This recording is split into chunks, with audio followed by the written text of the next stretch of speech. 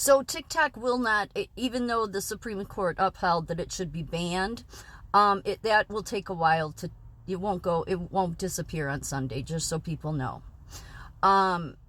So that gives enough time for Trump to come in and do something about it. I've wondered, and believe me, I'm saying this with no evidence, nothing I've ever read.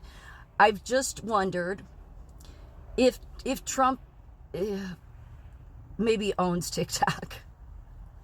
I've wondered that since the beginning, really. Because initially, even I didn't go on it because I was, believing everything the mainstream media said about the China stuff. However, then when I saw what YouTube was doing, and Facebook has always just been bad. I was off Facebook a long time ago, but then there were people back when Facebook first came out that said, don't go on it. They're going to keep all your data. With as tight as Zuckerberg is with China, that's more of the concern to me was Facebook. And I wasn't on Facebook. Twitter was always shadow banning. X always shadow bans. I've had problems on Rumble, although Rumble's never taken a video down. But I've had problems. So I think there's this struggle in the tech industry. It almost seems at times, even on TikTok, that there's this fight going on. But I've wondered because, first of all, the name TikTok is just, it says a whole lot, TikTok.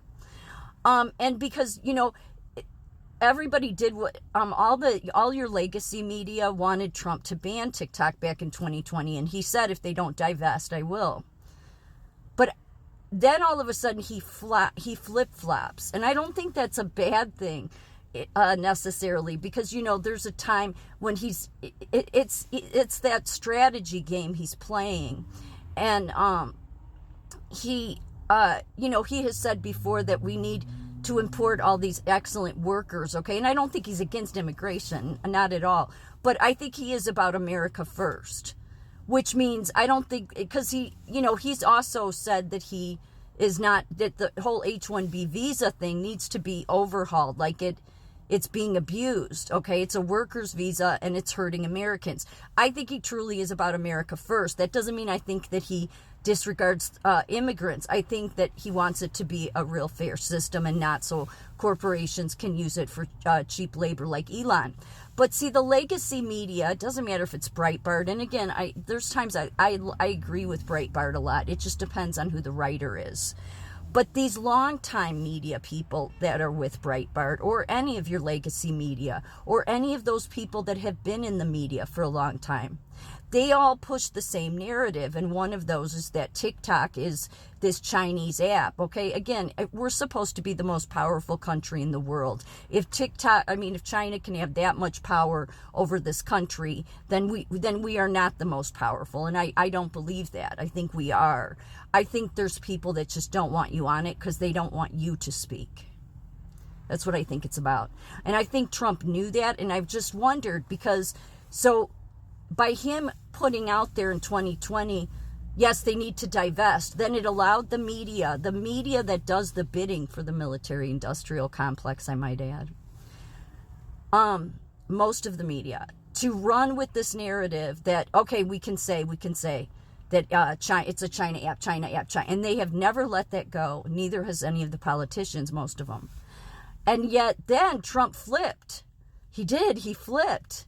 And he flipped so much that he used TikTok to campaign for 2024 massively. He came out and said, I'm on TikTok. So then when I see these articles like from Breitbart saying that the Chinese app is going away, I think, God, Trump has exposed you guys. Really? Because, Trump isn't going to go on it if it's so unsafe. Yet that legacy media is still pushing that. Do people follow what I'm saying? So it ends up exposing them. It seems like everything that Trump does, it ends up exposing the people that need to be exposed. Really. Peter Schweitzer has been exposed. He put out an article that The TikTok. I mean, he literally insulted 170 million Americans that use TikTok, that have used this platform. I mean, many people, they've built businesses on it and all of that. But then there's the people that have became engaged in the political process, okay, to where they were speaking up, like me, okay. And the fact is what Peter Schweizer, and I look at him as legacy media. Like I look at Glenn Beck as legacy media. I just do. These people that have been in the media for this long, and yet they still push that TikTok is the Chinese Communist Party.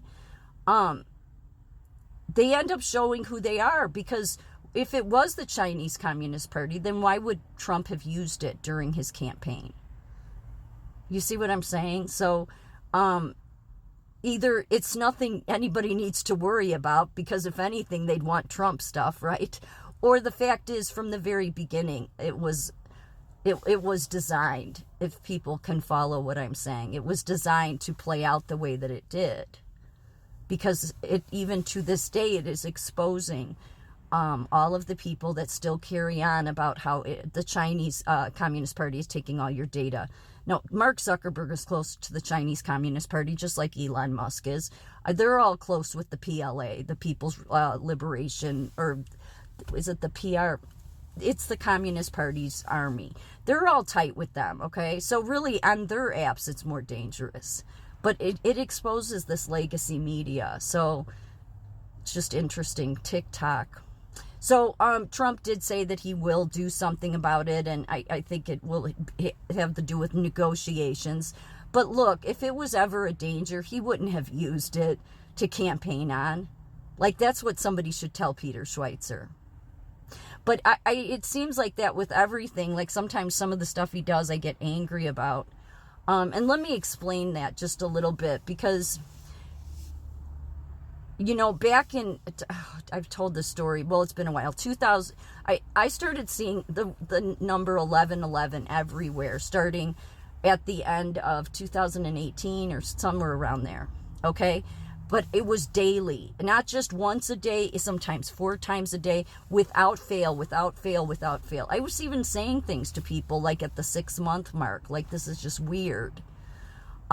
Without fail. It'd be on an address sign on your phone, obviously, but it was without fail. So at the 6-month mark, I mentioned it to a couple of people.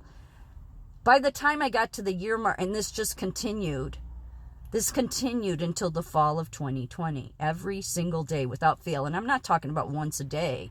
I'm talking about 3 or 4 times a day, at least 3 times a day. And it wasn't always just on my phone. It'd be, a license plate, whatever it is. And so I, after like a year, then okay, God, what are you trying to tell me? Because I do pray to God. I've fallen off of that at times, but since that, I have diligently every day have prayed. I have since getting sober, but there's times that I veer off, and God doesn't leave me, but I kind of just, I get lazy, or I go my own way. And I don't mean where I drink again, but I get into bad behavior sort of thing. Like bad behavior where I'm not praying every day like I should, and because ever since getting sober, it's about, I turn my will and my life over to God, and I ask him to show me his will, and that I do his will, and I try my best. Nobody does it perfect. And for the most part, though, even when I've dropped off and, stopped from praying every day, I still always, remain that connection with God. I can't really explain it. So, but when the 11/11 started, I'm like, at the year, I'm like, okay, God, I know you're trying to get my attention. That's just the only explanation for this. And so I kept praying. What is it about? What is it about? And what always I would come back to was that God wanted me to stay close to him. And one of the things that kept coming to me over and over again, and take it for, what it's worth, was that trust your first instinct. God wanted me to learn to trust that first instinct about somebody. Most people tell you not to do that. So that's why I've never really disclosed that story, but that's what it was always about, was I want you to walk straight, very close to me, and I trust that first instinct. Because when you're walking close to God, that first instinct, is if it's coming from God, it's a spirit you can trust, as it says in the Bible, test the spirits. So when I call the Elon Musks out and some of these people, Trump he's doing everything he's doing for a reason, I believe. But the reason I seem hard on some of these people is because, well, it goes back to God.